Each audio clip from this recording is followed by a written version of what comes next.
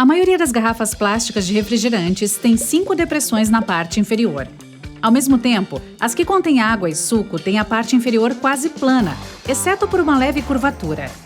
Uma garrafa é feita ao se colocar um tubo de plástico em um molde e soprando um pouco de ar dentro. Isso faz com que ele se expanda até tomar a forma necessária. O problema é que as garrafas geralmente têm uma curvatura externa no fundo que as torna instáveis. Para evitar isso, um pouco de ar é empurrado para dentro a partir do fundo, criando aquelas pequenas entradas.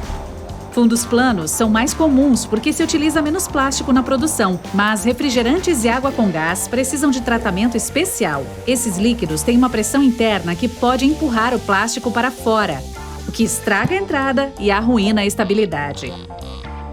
Então, os fundos das garrafas de refrigerante têm uma forma curva porque, assim, são mais resistentes à pressão. Compare dobrar um pedaço de papel normal e um tubo de papel. Este último terá mais resistência. O plástico curvo também é mais resistente à pressão.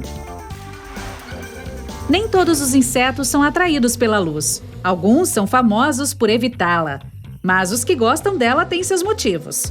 Mosquitos, por exemplo, não voam para algo luminoso como uma lâmpada devido à luz em si. Eles são atraídos pelo calor que vem dessa fonte, o que é bom em uma noite fria.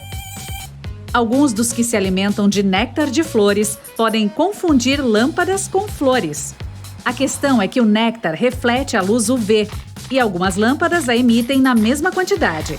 É por isso que insetos podem fazer essa confusão. A maioria dos celulares capazes de tirar fotos de alta qualidade tem várias câmeras.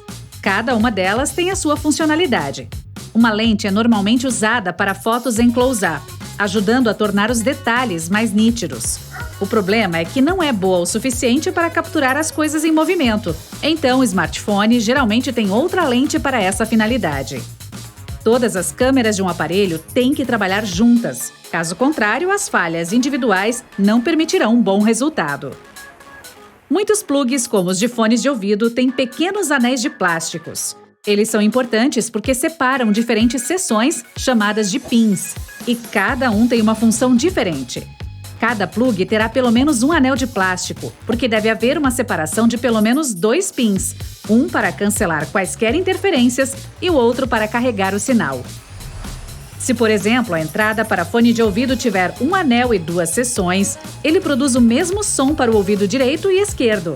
Se forem 2 anéis e 3 seções, então, um serve para cancelar a interferência e os outros 2 são para cada uma das orelhas. 3 anéis e 4 seções significam que você tem um conjunto, um básico, um para cada uma das orelhas e o último é o do microfone. Moscas esfregam suas patas para limpá-las. Simples assim. Esses insetos têm pelos minúsculos por todo o corpo. Os das patas servem como detectores, por exemplo, para encontrar comida. Mas no mundo das moscas, partículas minúsculas como grãos de pólen ou poeira ficam presas ao corpo, e especialmente às patas. Então elas simplesmente as esfregam toda vez que podem para se limpar. Outra coisa sobre as moscas é que elas são muito rápidas. Tente pegar uma e você falhará dezenas de vezes. Para uma delas, os humanos são como bichos preguiça. Isso porque ela vê o mundo em câmera lenta em comparação conosco. Espécies diferentes têm uma percepção diferente de velocidade. Aquela com que o mundo ao redor se move será 2 vezes mais rápida para uma tartaruga e 4 vezes mais lento para uma mosca. Reproduza um vídeo a 1/4 da velocidade original e imagine alguém se aproximando de você dessa forma. Bom, é assim que uma mosca o vê.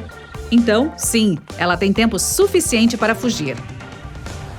Bolas de tênis são amarelas por um motivo. No início, costumavam ser pretas ou brancas, dependendo da cor da quadra. Somente em 1972, a Federação Internacional de Tênis tornou regra usar as bolas amarelas que conhecemos hoje. Tudo porque essa tonalidade é a mais visível para o olho humano. Além disso, os espectadores na TV podem ver melhor essas bolas. A cor também é chamada de amarelo óptico e frequentemente usada para sinalização rodoviária também. Os ônibus escolares americanos são amarelos por um motivo semelhante, para que chamem a atenção. O amarelo é surpreendentemente mais visível do que, digamos, o vermelho. É mais provável enxergar algo amarelo no escuro e em um dia chuvoso ou nublado. Mas a cor do ônibus não é realmente essa. Contém um pouco de laranja. O nome oficial dessa tonalidade nos Estados Unidos e Canadá é a National School Bus Glossy Yellow, algo como o amarelo acetinado de ônibus escolar nacional na tradução. A razão pela qual uma bola de basquete é laranja também está ligada à visibilidade. Antes da década de 1950, ela era marrom, e um treinador de um time universitário indicou que era muito difícil para os jogadores e os torcedores a enxergarem. Então, ele começou a trabalhar com uma empresa no desenvolvimento de algo mais visível, e chegou-se ao laranja. A bola de basquete laranja foi usada pela primeira vez em um jogo em 1958. Todo mundo gostou tanto que decidiu-se manter essa cor. Uma bola de futebol foi projetada para ser visível em uma tela de TV em preto e branco. Naquela época, usar qualquer outra cor não fazia sentido. Preto e branco criavam o contraste necessário e as pessoas que viam TV podiam identificar a bola mais facilmente. Apesar da TV colorida, ninguém se importou o suficiente ainda para mudar nada. Acho que estamos perfeitamente bem com isso. No passado, a maioria dos aviões tinha cores cromadas ou nem era pintada. Agora a maioria é branca, porque essa cor absorve a luz. Se você sair vestido de preto em um dia quente, suas roupas absorverão calor e é provável que você comece a suar. Mas o branco reflete a luz. Um avião com essa cor esquentará menos e terá menos chances de ser danificado pela radiação solar. Além disso, qualquer outra tonalidade desapareceria ao longo do tempo devido à exposição constante à luz solar. O branco permanece bonito por muito mais tempo. Além disso, permite detectar qualquer dano no corpo da aeronave com mais facilidade. Vermelho, amarelo, verde. Por que essas cores no semáforo? Mesmo em nossas vidas diárias, o vermelho está fortemente associado a parar e o verde a ir. O vermelho tem um comprimento de onda mais longo.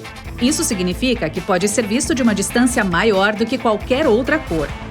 Por esse motivo, tem sido usado há muito tempo como sinal de aviso. Pegue semáforos para trens, por exemplo. No passado, o verde era usado para significar cautela e ir era representado por branco. Mas não foi a melhor escolha, porque, por exemplo, estrelas à noite ou quaisquer outras luzes brancas eram frequentemente confundidas com ir. No final, foi decidido mudar para verde e o sinal de cuidado para amarelo. Todas essas cores são facilmente distinguíveis umas das outras e também das demais. Os semáforos seguem o mesmo padrão, vermelho, amarelo e verde, exceto no Japão, onde em vez de verde usam azul. Desde os tempos antigos, a língua japonesa só tem palavras para 4 cores básicas: branco, preto, vermelho e azul. Qualquer coisa que fosse verde era chamada de azul. Por sinal, na língua moderna, os japoneses têm a palavra verde. No entanto, até mesmo a palavra bambu, que parece verde para o resto do mundo, significa bambus azuis em japonês. Quando os semáforos surgiram, eram verdes como no resto do mundo. Mas os documentos oficiais ainda descreviam a cor como azul. O problema é que as regras e regulamentos internacionais de trânsito estabelecem que uma das cores deve ser verde. Isso significa que os japoneses não poderiam mudá-la, então encontraram um meio termo. Decidiram usar o tom mais azul de verde. Assim, tecnicamente, a luz é verde o suficiente para seguir a lei internacional. A maioria dos assentos do cinema é vermelha. A cor foi escolhida não para melhor visibilidade, muito pelo contrário. Em condições de pouca luz, o vermelho é o primeiro que desaparece de nossos olhos. E é isso que queremos em um cinema, não ver nada além da tela. Agora eu tenho uma pergunta. Por que esses sinais de parar super importantes são vermelhos, se é a primeira cor a desaparecer quando está escuro? Talvez eu te conte na próxima vez.